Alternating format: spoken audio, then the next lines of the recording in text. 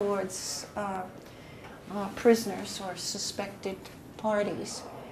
The owls are very much in motion, even with their claws, with their feet scrambling through the air, with the wings beating.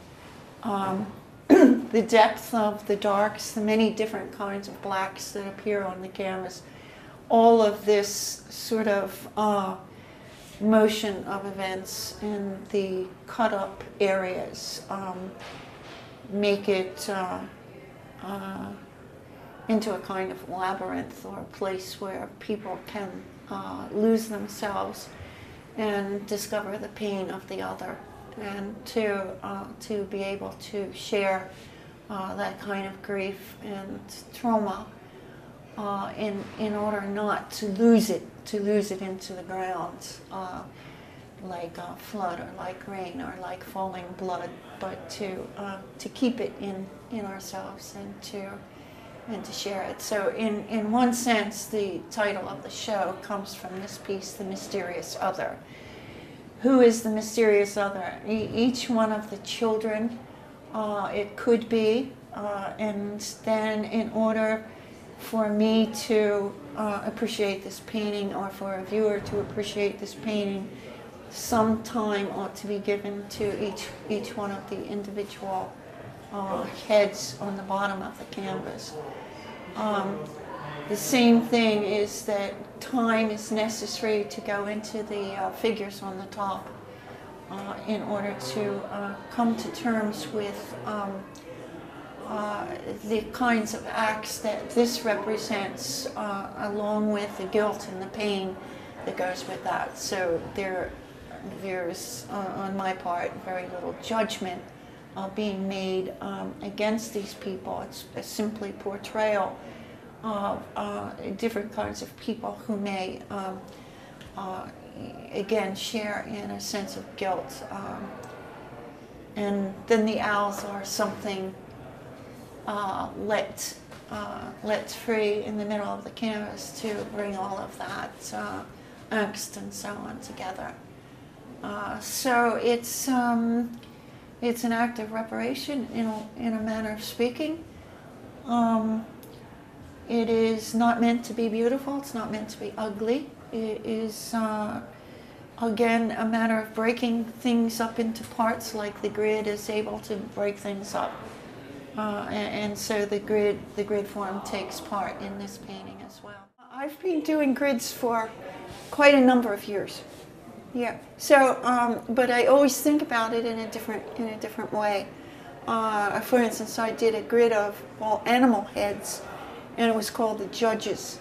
And there was a monkey, there was I think a dachshund, there were various animals, a rabbit, portraying judges, and each one had a legal quote in it from some legal journal or something. So, and the presence of the animal head and the animal body, and the different expressions.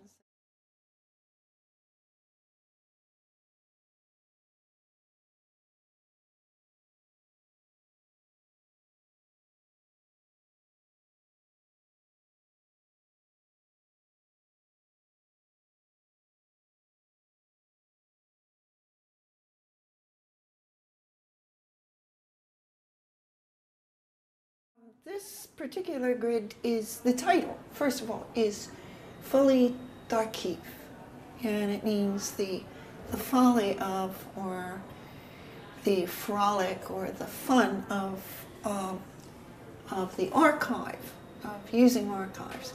And for this piece, there are a lot of archives come into play. I tend to collect a lot of different things, pictures and newspaper articles, newspaper photographs, and magazine stuff, and film stills, and so on and so forth, that make up my archive, so that I can use lots of different things besides my imagination. Well, that comes into it too. So this is the project. And it has worked its way into a 20-piece grid instead of a 12-piece grid. So when it started out, it was only 12 pieces, which works pretty well, and people do not have a problem with it in viewing it and in linking the different pieces. Now, when you move from 12 to 20, you've got an entirely different thing, which is very interesting, because I was not quite sure what would happen when I started mounting them together. Because each one is a disparate piece. It's separate from all of the others. And so when you put all of these different pieces together, the more pieces that you put together, the more the disruption, the discontinuity. Viewers are not ready for it.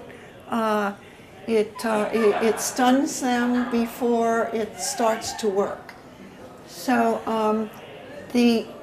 in that case, the viewing becomes a process, just like the building of the grid becomes a process. What we have here are pieces from different periods of time. They work across different boundaries and different barriers. So what I'm looking for is to eliminate the barriers so that we can have this sort of conversation, a dialectic that goes on from one range into another range. There are various things that separate these, and one of the things that separates them is the mode of working, which holds the subject matter inside this particular mode. So that if it's an abstract painting, abstraction itself holds the part of the grid together. In this case, portrait head, and this is supposed to look a little bit like the Norwegian painter Odd Nerdrum works like this in a very classical bent. And so I've taken all sorts of classical notions and put them into this frame. And this piece is from a 16th century painter, classical painter, so this goes way back in a very peculiar period of time. He was known as the richest, and I would wager even today that I tend to think of him as one of the richest painters. His paint is just very luscious. There are a few people today who can paint in this sort of vein. One of them might be Marlene Dumas, who is also a very rich painter. In other words, the oil that she uses is very viscous and very rich. This is a piece taken from the internet, from Gerhard Richter's archives. So we go into another form of archives. Richter uses a lot of photographs in his work. He takes photos of from the Holocaust. So the Holocaust archives become Richter's archives, and then it becomes part of my archives. So you have that movement away from the original, the origin, but you have also a different way of looking at it and a different way of thinking about it. And I took the images from the computer and changed the tonal value so that this is what we have as a result.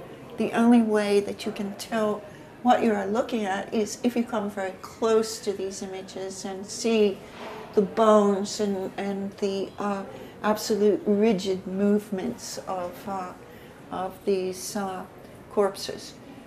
This one is also Holocaust, and it was a photograph that was in archives. A photographer was looking through those archives and discovered this one, which is a photograph of his mother right after she died. So he converted it into a more contemporary photograph with blue